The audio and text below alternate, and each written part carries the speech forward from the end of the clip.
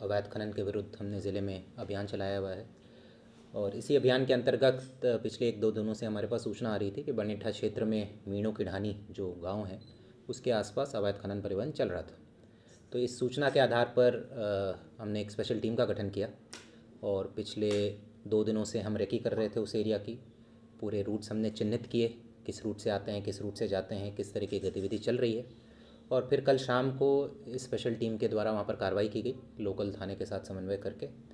और उस कार्रवाई के दौरान हमने टोटल 17 डंपर और 1 लोडर मौके पर से सीज़ किए हैं। साथ ही साथ उस एरिया में अवैध बजरी का स्टॉक करके भी रखा हुआ था, जो कि अभी फाइनल असेसमेंट तो नहीं हुआ है, बट जो अप्रॉक्सीमेट असेसमेंट है करीब 700 टन बजरी का है माइनिंग डिपार्टमेंट के द्वारा। एक 700 टन बजरी को सीज़ करने की भी प्रक्रिया अमल में लाई जा रही है। कहाँ ये पूरा नेक्सस किसके द्वारा चलाया जा रहा था बजरी का, क्योंकि रोक के बावजूद भी इतना बड़ा नेक्सस, क्या किसकी शह पर ये पूरा मामला चल रहा है? ये सब कुछ तो अनुसंधान का विषय है, कहाँ से आ रहा था, किनके डंपर्स है ये, किनके ट्रैक्टर्स हैं, कौन कौन इन्वॉल्व है इसमें, ये अनुसंधान का विषय है। बट फ़िलहाल ये जो डंपर्स हैं इनके नंबर प्लेट के आधार पर कुछ डंपर्स बूंदी के हैं, कुछ डंपर्स कोटा के हैं, कुछ जयपुर के हैं, 2 बिना नंबरी भी हैं। तो ये सारे हम अनुसंधान करेंगे कि इनके मालिक कौन है, ड्राइवर कौन है, कौन क्या कर रहा था, किनकी क्या संलिप्तता है। बिल्कुल, डीटीओ के साथ हमने बात कर ली है और इन वाहनों का डिटेल्स हमने डीटीओ साहब को दे दिया है और इन वाहनों का रजिस्ट्रेशन कैंसिलेशन कराने की भी प्रक्रिया अमल में लाई जाएगी। बजरी भरी हुई थी इनमें या क्या खाली? बजरी जब हम गए मौके पर कार्रवाई करने तो ये बजरी भरने की प्रक्रिया में ही थे। जब टीम मौके पर पहुंची तो ये तुरंत बजरी को गिरा देते हैं, पर बजरी का अवशेष जो है सारे डंपर्स में था, तो उस बिना पर हमने कार्रवाई की। कितने मामले दर्ज किए गए हैं पूरे? मामला तो एफआईआर तो एक ही हुआ है, बिकॉज कार्रवाई एक सिंगल है। एक ही एफआईआर के अंदर ये 17 डंपर और 1 लोडर को जब्त किया है।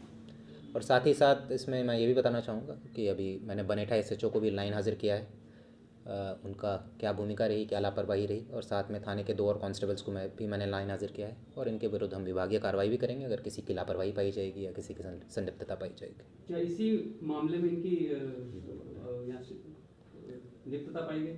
नहीं, वही मैंने कहा कि अभी ये विभागीय जांच हम करेंगे, एक प्राथमिक जांच करेंगे कि भाई इतने सख्त निर्देश देने के बावजूद इतनी गतिविधि क्यों चल रही थी। बट फिलहाल के लिए एसएचओ को मैंने लाइन हाजिर कर दिया है। सर, प्रदेश में टोंक की क्या स्थिति, जो कार्रवाई की गई 1 महीने के अंदर जो है कुछ? हाँ, इसमें मैं बताना चाहूँगा कि अभी तक 6 फरवरी तक, इस साल की अगर बात करें 1 जनवरी से 6 फरवरी तक टोंक में हमने टोटल 93 प्रकरण दर्ज किए हैं 93 MMDR एक्ट में अवैध खनन के विरुद्ध। इसमें बजरी के भी है, पत्थर के भी है, और टोटल इसमें 1030 टन बजरी और पत्थर हमने जब्त किए। ये कल की कार्रवाई के अलावा है। तो प्रदेश में मेरे ख्याल से अगर in terms of registration of FIR और कार्रवाई के टर्म्स में, मुझे रैंकिंग तो नहीं पता है, बट हम टॉप में ही होंगे जितनी कार्रवाई हमने की है। मेरे ख्याल से बहुत ज़्यादा जगह नहीं हुई होगी। और ये भी मैं बताना चाहूँगा कि अभियान तो सरकार ने 15 जनवरी से चलाया था। हम 15 जनवरी के पहले से ही ज़िले लेवल पर ही अभियान चला रहे थे। 1 जनवरी से 15 जनवरी के बीच में हमने करीब 40 प्रकरण दर्ज कर लिए थे। तो हमारा शुरू से ही फोकस रहा है अवैध खनन परिवहन को रोकने के लिए, और उसके लिए कंटिन्यूसली कार्रवाई भी कर रहे हैं। और जिनकी भी लापरवाही पाई जाती है या कोई भूमिका पाई जाती है उनके विरुद्ध हमने अनुशासनात्मक कार्रवाई भी की है। पहले भी 2 एसएचओस को मैंने चार्जशीट दिया है, पनिशमेंट दिया है, काफ़ी लोगों को लाइन हाजिर किया है। तो बिल्कुल हमारा ज़ीरो टॉलरेंस इसमें अप्रोच है अवैध खनन परिवहन को लेकर, और भविष्य में भी ऐसी कार्रवाई कंटिन्यू रखी जाएगी। वन क्षेत्रों में भी जो चेजा पत्थर का अवैध खनन है टोंक के आसपास, वहाँ जांच हो रहा है, और आबादी क्षेत्रों से रात को लगातार निकलने की शिकायत मिलती है, तो उन पर भी क्या पुलिस कोई कड़ा एक्शन लेने जा रही है? बिल्कुल, वन क्षेत्र से भी जो चेजा पत्थर निकलते हैं, जैसे ये जो मैंने आंकड़े बताए हैं 93 प्रकरण, इसमें से कुछ प्रकरण ऐसे भी हैं जो वन क्षेत्र से निकलकर फिर जब परिवहन हो रहा था आबादी क्षेत्र से, तब उनको रूट्स चिन्हित करके पकड़ा गया है। और साथ ही साथ अभियान के दौरान भी सारे विभागों के द्वारा संयुक्त कार्रवाई की जा रही थी, पुलिस के द्वारा, वन विभाग के द्वारा, राजस्व विभाग के द्वारा, माइनिंग विभाग के द्वारा।